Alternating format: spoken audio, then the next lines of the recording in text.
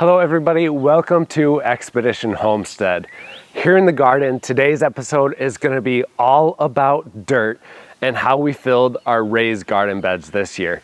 You can see 6 of our 9 raised garden beds that we built last year. I've got 2 more of those 9 that I'm building this year, and we finally got some dirt in them. I'm going to give you guys a little bit of a backstory on what we did in the surrounding areas to help build up some mycorrhizal fungi in the soil before we filled the raised garden beds. And then I'll show you the giant pile of dirt that we have out front. So what we did with our whole area over here before we filled up the garden beds with dirt is I built the garden beds on the ground, surrounded the entire area with a mulch. These were wood chips that were dropped off from our city that we got for free. Generally in most cities, you can give them a call and see if they do a wood chip drop off from the curbside brush that they chop up with the trucks. This is almost always free, so you can have them drop it off for free instead of paying hundreds of dollars for your wood chips. So that's why we got so many wood chips in here. So we filled all the area underneath the beds, and then we also did 6 inches of mulch and wood chips inside of the garden beds as well. And what this created was a mycorrhizal rich foundation that we're going to be putting our soil on. If you dig down into this stuff,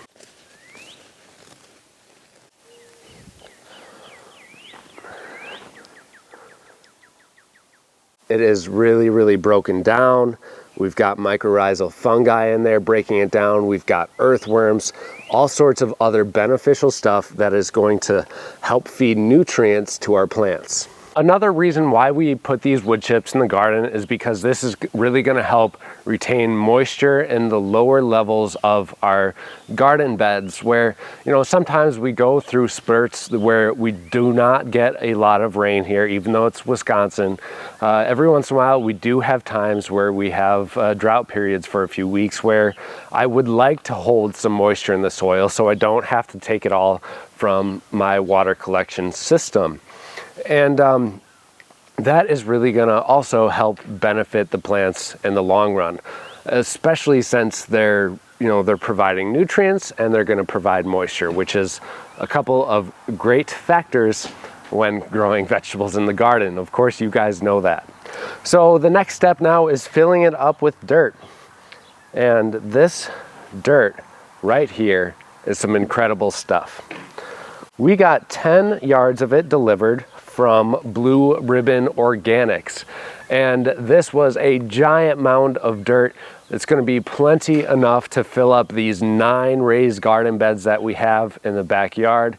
And this is actually an organic mixture of topsoil and compost. So I don't have to do any sort of soil mixing myself, where generally if I had to do all of this myself, I would buy a bunch of topsoil, I would buy compost, I would buy peat moss, different things to mix it all in.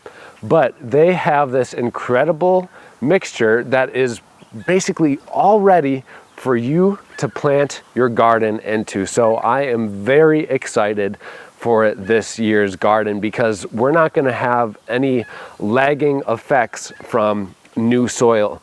Generally, it takes a little bit to create healthy living soil, but since we have the foundation of wood chips and mycorrhizal fungi down underneath the soil, and then we have such high quality soil making up the rest of our garden bed. And of course, I will be mixing in some mycorrhizal fungi when I transplant the seedlings out here and just along the surface of the garden beds too. So I think this is going to make an incredible base. We're not going to have to wait to build up that living soil.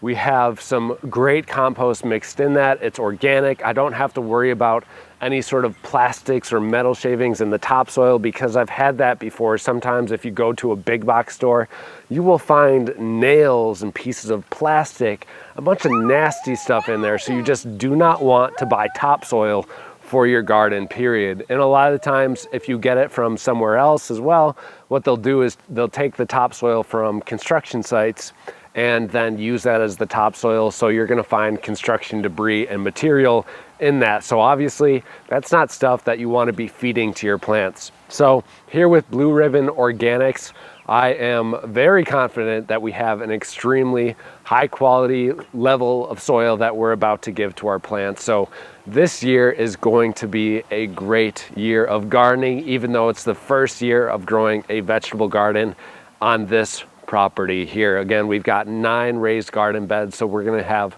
a lot of plants growing for you guys to be entertained and to feed me, my family, friends, and neighbors as well.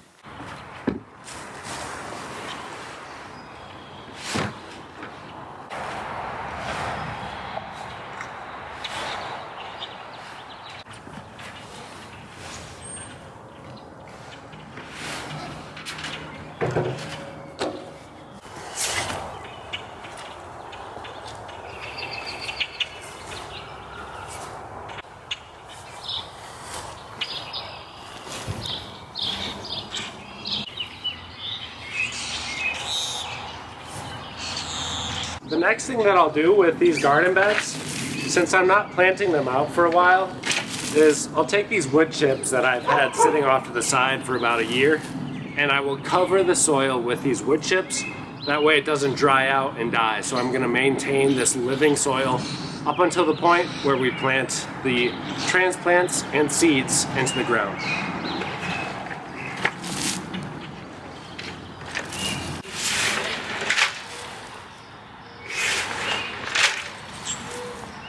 So I'm gonna do just enough to cover all of the soil. It's gonna be about an inch and a half of these wood chips. And another great thing about this is gonna help the mycorrhizal fungi also start to grow up on the top of the soil. So we have a ton of growth underneath for all the mulch that has been here since we made these beds last year.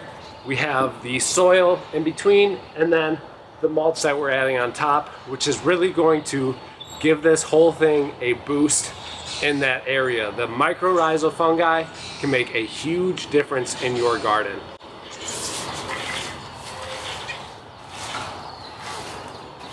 So thank you guys all so much for tuning in to today's episode. Do not neglect the quality of soil when it comes to gardening and raising, growing vegetable crops for you and your family.